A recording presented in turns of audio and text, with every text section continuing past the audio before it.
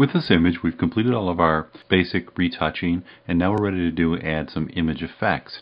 Well, if you look on our palette here, we've got our image effects key. Now, if it's not expanded, you can actually click the little down arrow or the plus arrow if you're on a PC, and that'll expand your image effects. Well, the first thing we want to do is be able to take and create a preview so we can know what effect we actually want to apply to this image, what's going to look best, and we'll get a preview of it here. Well, as you can see, we've got 5 different options now for our image effects. Our original effect, or our original image, actually appears in the center. Our number 1 is actually going a little bit cooler. It's going towards a little bit of a blue type tone. Over here on this side, it's going to a little bit more of a magenta type tone. Here we've gone yellow.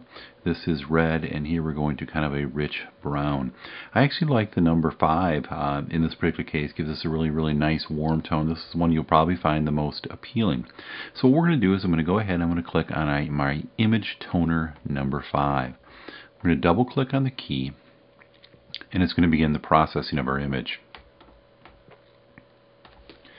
You'll notice that it brought up in Retouching Image Tone dialog box. Here we've got 3 different sliders to make finite adjustments now of our image. Now what you're seeing is exactly what was represented in the preview, but we do have the ability to be able to modify it here. First of all, I have the refined shadows. The refined shadows allows us to be able to take and open up shadow detail. So if we want to open up shadow detail just a little bit, we can actually slide that up. The tone intensity is essentially affecting saturation. As you can see, if I can bring it way up here, it gets way too oversaturated.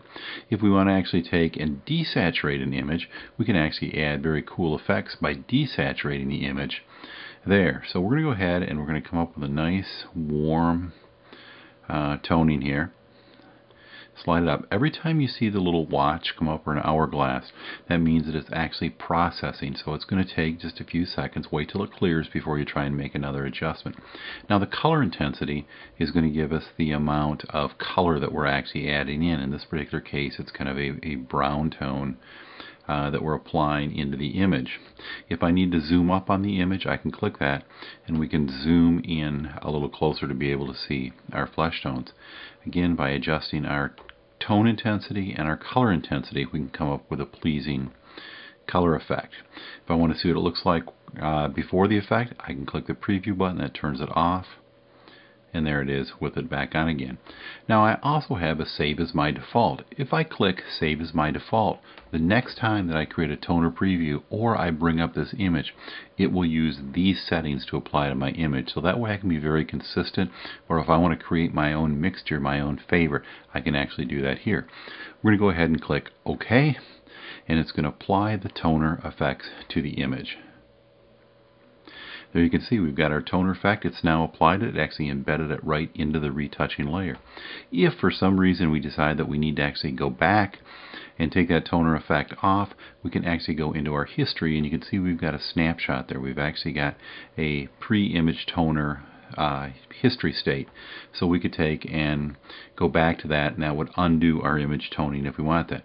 I can do Control or Command Z, and that'll bring us back to put my image toner effects back onto my file. When we apply our image effects, if we click the Save as Default, then click OK, this would now become the default recipe for the next time that the image toner 5 is used.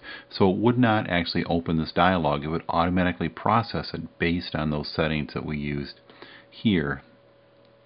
If we want to take and actually change the settings the next time we use the image toner 5, we simply hold the Shift key, click on our image toner 5, and it will open this dialog box.